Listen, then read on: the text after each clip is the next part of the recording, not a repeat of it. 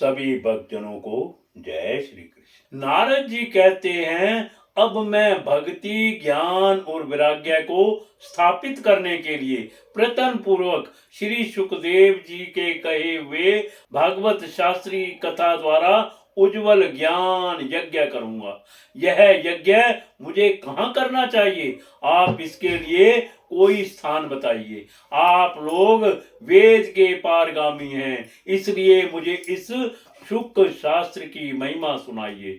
सनकादि जी बोले, नारद जी आप बड़े विनीत और विवेकी हैं, सुनिए हम आपको ये सब बातें बताते हैं। हरिद्वार के पास आनंद नाम का एक घाट है। वहां अनेकों ऋषि रहते हैं तथा देवता और सिद्ध लोग भी उसका सेवन करते रहते हैं।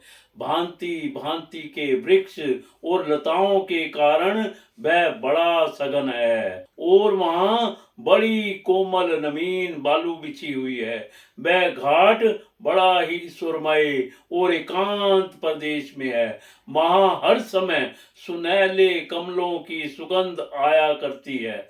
उसके आस पास रहने वाले सिंह, हाथी आदि परस्पर विरोधी जीवों के चित्त में भी वैर भाव नहीं है। वहां आप बिना किसी विशेष प्रयत्न के ही ज्ञान यज्ञ आरंभ कर दीजिए। उस स्थान पर कथा में अपूर्व रस का उदय होगा। भक्ति भी अपनी आंखों के सामने निर्बल और जरा जीर्ण अवस्था में पड़े हुए ज्ञान और वैराग्य को साथ लेकर आ सकती है। क्योंकि जहां भी श्रीमद् भागवत की कथा होती है, वहां कानों में कथा के शब्द पढ़ने से ये तीनों तरुण हो जाएंगे। इस प्रकार कहकर नारद जी के साथ सनकादि जी भी श्रीमद् भागवत कथा अमृत का पान करने के लिए वहां से तुरंत गंगा तट पर चले आए।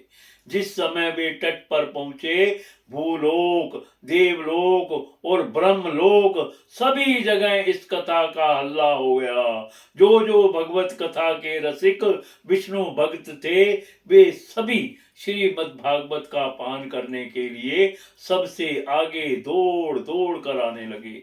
वशिष्ठ, च्यवन, गौतम, मेघातिथि, देवल, देवरात, परशुराम, विश्वामित्र, शाकुल, मार्कंडेय, दत्तात्रेय, पिपलाद, योगेश्वर, व्यास और पाराशर, छाया, शुक, जाजाली और जहू आदि भी सभी प्रधान प्रधान मुनिगण अपने अपने पुत्र, शिष्य और स्त्रियों समेत बड़े प्रेम से वहां आए। भृगु, वशिष्ठ, शय, वनश्य, गौतमो, मेघातिथि, देवल, देवरातो, राम तथा गादी सुतस्य, शाकलो, मुकरंड पुत्रा, त्रिजम, पिपलाद, योगेश्वरो, व्यास, पराशदो च, छाया, शुको, जाजाली, जहां मुख्या सर्वे अप्यमी मुनिगणा, सहस्पुत्रो शिष्या, सब सत्री विरायुर्तिर्पुण्येन युक्ता। इनके सिवा वेद, वेदांत, उपनिषद, मंत्र, तंत्र, 17 पुराण और 6 शास्त्र भी मूर्तिमान होकर वहां उपस्थित हुए।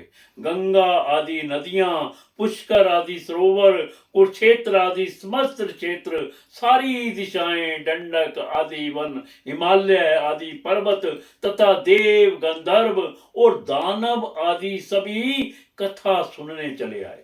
जो लोग अपने गौरव के कारण नहीं आए, महर्षि भृगु उन्हें समझा बुझाकर ले आए।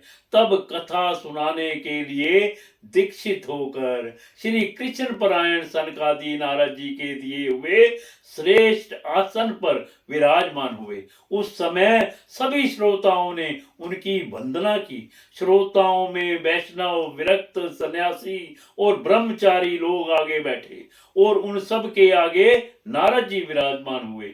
एक और ऋषिगण, एक और देवता, एक और वेद और उपनिषद तथा एक और तीर्थ बैठे और दूसरी ओर स्त्रियां बैठी। उस समय सब ओर जय जयकार, नमस्कार और शंखों का शब्द होने लगा और अबीर, गुलाल, खील एवं फूलों की खूब वर्षा होने लगी।